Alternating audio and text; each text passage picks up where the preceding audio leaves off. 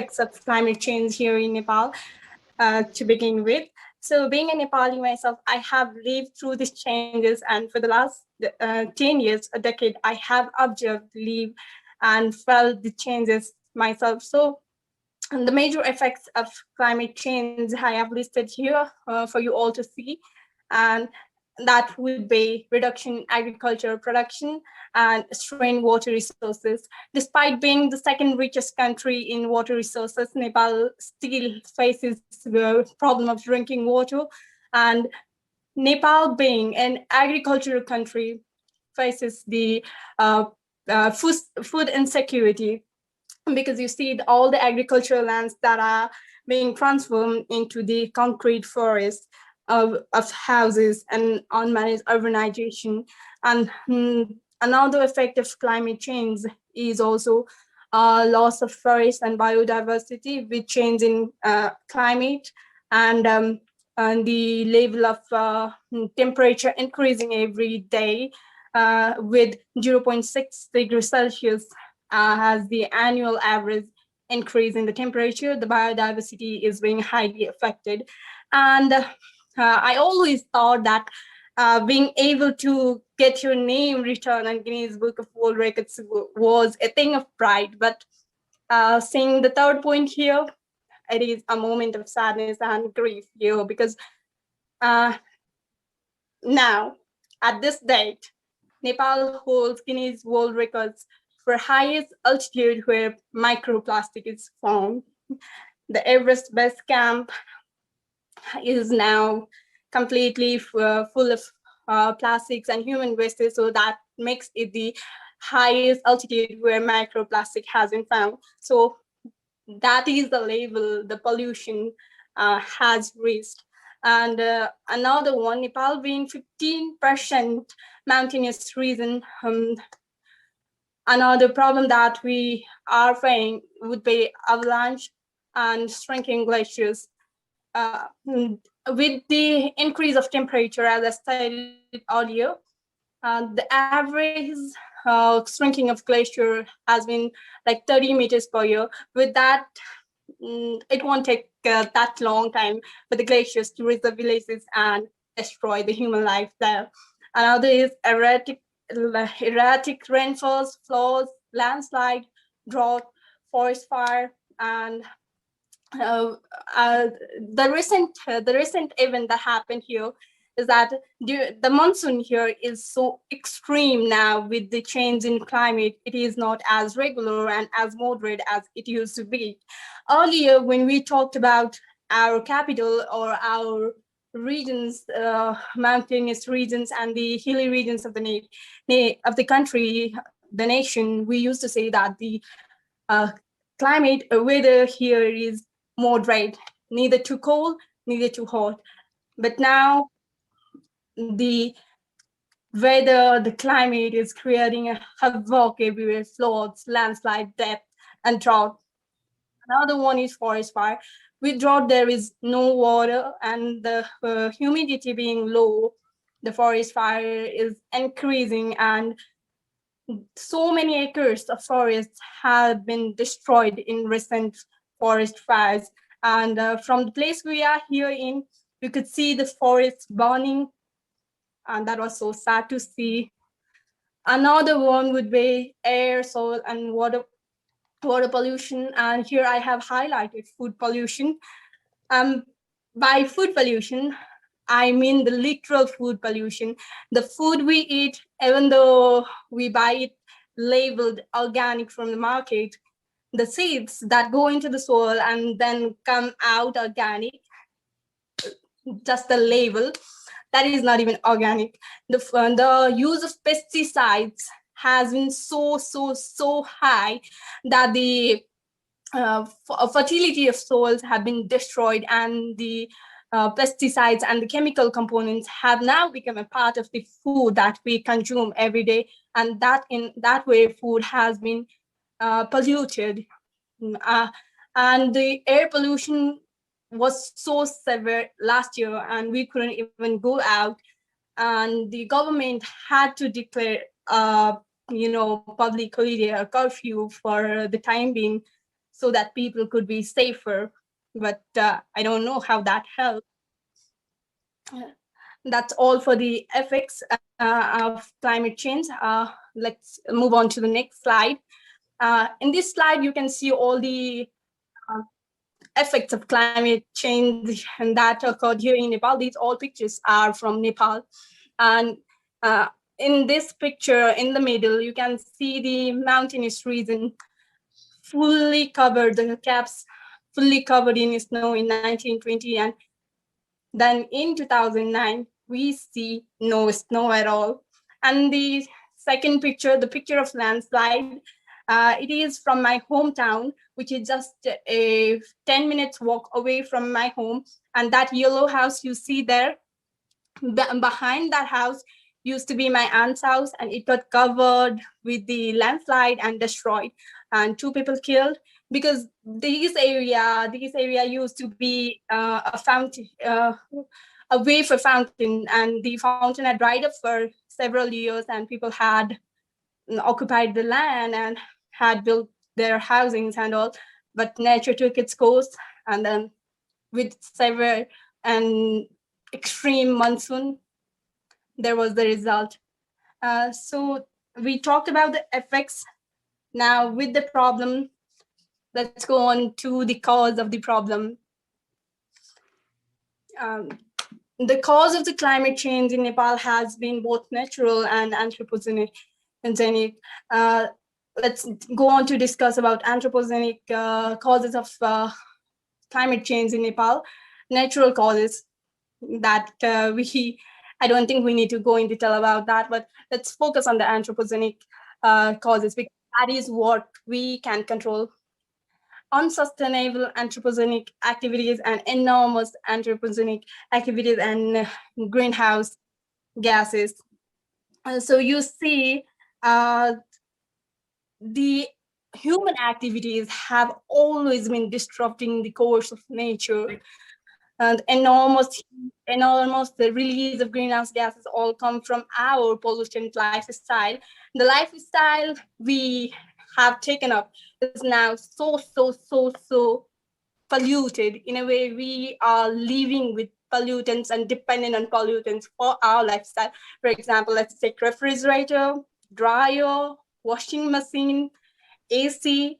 These are the parts of our life, and these are also the pollutants and the sources of greenhouse gases. With that comes unmanaged urbanization, deforestation, of course, and so many other human activities, and we are making fast fashion a part of our life.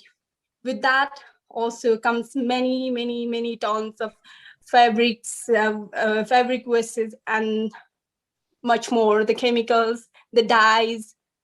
We are polluting it with our lifestyle. And then another one is the cause of climate change here in Nepal would be lack of adequate fund. When I was preparing for this sharing session, I had asked my friends about what we could do as youths, but instead of finding the solutions and saying that, my friends were saying like, we have debt and Nepal is not capable enough to focus on that yet. And yeah, it is true that we have debt and all the country is not yet capable of being able to go into environmental sectors, but that doesn't mean that we should not be doing anything. And another cause of our climate change here in Nepal is also teachings and its traditions. You see, we have a tradition of worshipping the rivers, and while worshipping the rivers, we feed them food, clothes, and then incense sticks. You see, in the first picture, you can see a woman holding so many things just to offer to the river, and I bet that the river won't eat it, so that would be a pollution in the river. And next is our teaching. We have always been taught, and we have taught others that throwing your garbage in a trash can or garbage can is a good manner.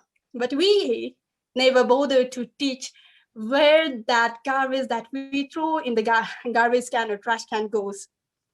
And here now it is time that we change the way of teaching, and instead of saying throwing our garbage in the trash can, we need to teach them using things that are sustainable, that are eco-friendly, is a good manner. And let's go on to move on to what we can do individuals in the next slide. So as youths, there are so many things we can do, the roles that we can perform as youths to protect the echoes, the home of God that He created for us to live in. So in a way, I like to think to myself that God has just given His home for us to live in for free without any rent. But that doesn't mean that we don't have any duties towards our landlord to protect his house.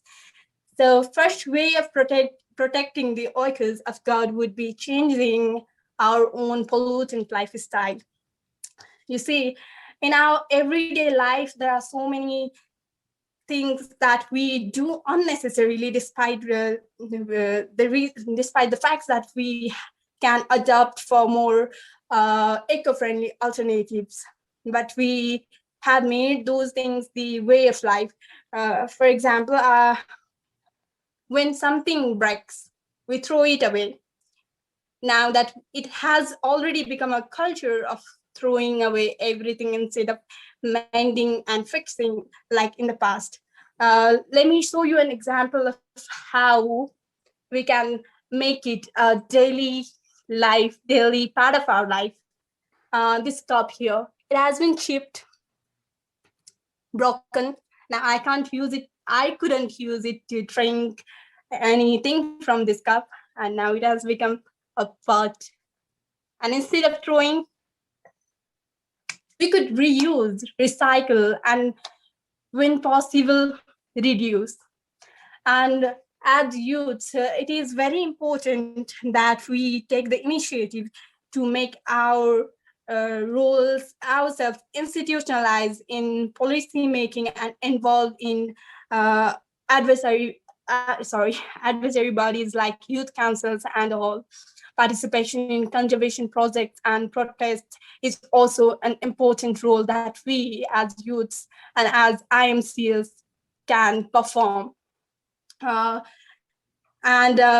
another one is waste management here.